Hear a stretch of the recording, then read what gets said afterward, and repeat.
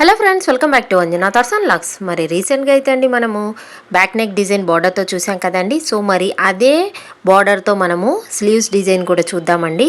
So నేనైతే అండి ఇక్కడ స్లీవ్స్ అయితే కట్ చేసి పెట్టుకున్నాను. షార్ట్ స్లీవ్స్ అయితే కుట్టబోతున్నానండి. సో ఈ స్లీవ్కి అయితే కింద బార్డర్ అనేది ఉంది. కానీ మనకి నేను బ్యాక్ నెక్కి ఈ బాక్స్ డిజైన్ అనేది యూజ్ చేశాను కదండి, ఈ కాపర్ జెర్రీ డిజైన్ని. సో ఈ బాక్స్ని నేను ఈ స్లీవ్ కూడా యూజ్ చేద్దామని అనుకుంటున్నాను. సో ముందుగా అయితే మెజర్మెంట్ అయితే చూద్దామండి. సో ఇక్కడ స్లీవ్ అయితే అండి నేను 5 ఇంచెస్ లెంగ్త్ తీసుకుంటాను. కింద 1/4 ఇంచ్ ఖర్చుగా ఉంచాలి మనం, అంటే 5.25 అయితే తీసుకోవాలి.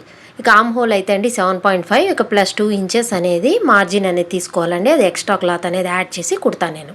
సో డౌన్ అనేది 3 ఇంచెస్ అయితే తీసుకున్నాను. సో ఈ క్లాత్ అనేదండి వెడల్పు అయితే లేదు కాబట్టి నేను ఎక్స్ట్రా ఇక్కడ ఖర్చు దగ్గర మనకి ఈ మార్జిన్ దగ్గర అండి పీసెస్ అనేది అటాచ్ అయితే చేయాలి. ఇప్పుడు మనం డిజైన్ ఎలా కుడదామంటే సెంటర్ పాయింట్ నుంచి అటు సైడ్ 1.5, ఇటు సైడ్ 1.5 పెట్టుకోవాలి. ఇక పైన నుంచి కూడా 1.5కి మార్క్ చేసుకోవాలి. సో ఈ విధంగా మార్కింగ్ చేశాక మనము ఒక ట్రయాంగిల్ షేప్ లాగా మనము ఈ లైన్స్ అనేవి డ్రా చేసుకోవాలి. సో నార్మల్గా ఈ బోర్డర్ ఉన్న స్లీవ్ కుడితే అది ఎప్పటిలాగా డిజైనే కదండి. సో కాస్త ఇక్కడ నేను ట్రయాంగిల్ షేప్లో ఈ డిజైన్ అనేది డ్రా చేసి ఇప్పుడు మనము మెయిన్ ఫ్యాబ్రిక్ ఉంది కదండి, ఆల్రెడీ స్లీవ్ కట్ చేసి పెట్టుకున్నాను కదా, ఆ స్లీవ్ పైన ఒరిజినల్ సైడ్ ఈ లైనింగ్ని పెట్టుకోవాలి. సో రెండు పెట్టుకొని మనం కుట్ అనేది వేసుకోవాలండి. అది ఎలా అనేది ఇప్పుడు మీకు చూపిస్తాను. సో ఇక్కడ తీసేసుకున్న చూడండి.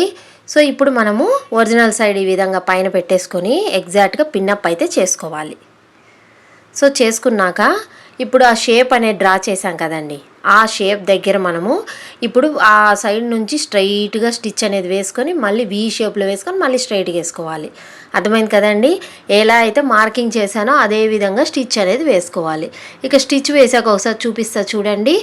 దానికన్నా ముందు మనము ఈ రెక్టాంగిల్ పీసెస్ ఉన్నాయి కదండి, ఈ జెర్రీవి, అవి నేను లైనింగ్ వేసి కుట్టి పెట్టేసుకున్నా రెడీగా. ఇప్పుడు నేను ఇక్కడ ఈ షేప్ అనేది కూడా చూడండి చక్కగా కుట్టేసి నేను రివర్స్ చేసేసి టాప్ స్టిచ్ కూడా వేసేసుకున్నానండి. అంటే కుట్టాకి వీ షేప్ని కట్ చేసి రివర్స్ చేసి టాప్ స్టిచ్ అనేది వేసి రెడీగా అయితే పెట్టుకున్నాను. సో ఇప్పుడు మనము దీని కింద ఈ ట్రయాంగిల్ షేప్ దగ్గర కట్ చేసాం కదండి, అక్కడ మనము ఈ జెర్రీ బార్డర్తో వచ్చిన డిజైన్ అయితే మనం పెట్టి పిన్అప్ చేసుకొని దాని మీద ఎగ్జాక్ట్గా ఈ వీ షేప్లో స్టిచ్ అనేది వేసుకోవాలి. సో మీకు అర్థమైందని అనుకుంటున్నాను. చాలా సులువండి. ఇలాగా మనము వెరైటీగా కుట్టామంటే స్లీవ్స్ కూడా కాస్త డిజైనర్గా మారిపోతాయి. నార్మల్ స్లీవ్స్ లాగా లేకుండా చక్కగా ఉంటాయండి. సో ఇప్పుడు కుట్టాక మీకు చూపిస్తా చూడండి. రెండు సేమ్ ఇదే విధంగా పిన్అప్ చేసుకొని మనము ఈ స్లీవ్స్ అనేది కుట్టుకోవాలి. సో కుట్టాక మనకి స్లీవ్ అయితే రెడీ అయిపోయిందండి. చూడండి ఎంత చక్కగా ఉందో. సైడ్లో నేను జాయింట్ కూడా చేసేసానండి పీసెస్ని. వెడల్పు అనేది లేదు కాబట్టి మనకి ఈ ఆమ్ హోల్ దగ్గర మనకి ఈ ఎక్స్ట్రా పీసెస్ అయితే అటాచ్ అయితే కంపల్సరీగా చేయాలండి మార్జిన్ కోసం. సో స్లీవ్స్ అయితే రెడీ అయిపోయింది. ఇక ఫైనల్గా బ్లౌజ్ అనేది చూద్దాం. సో అదే బార్డర్ యూజ్ చేసి నేను స్లీవ్స్ కుట్టాను, బ్యాక్ నెక్ కుట్టాను. ఇక ఫ్రంట్ కూడా అండి నేను ఈ విధంగా రౌండ్ షేప్ కాకుండా నేను ఇక్కడ స్వీట్ హార్ట్ నెక్ అయితే పెట్టానండి, అంటే డైమండ్ షేప్లో పెట్టాను. అదే ప్రకారంగా ఈ బార్డర్ని కూడా కుట్టానండి. చాలా బాగా అయితే ఉందండి. సో మనకి శారీలో వచ్చిన బ్లౌజ్లో వచ్చిన బార్డర్ని వేస్ట్ చేయకుండా ఈ విధంగా అన్నిటికి యూజ్ చేసి ఈ ట్రెండీ బ్లౌజ్ డిజైన్ అనేది రెడీ అయిపోయిందండి. చాలా బాగుంది కదా.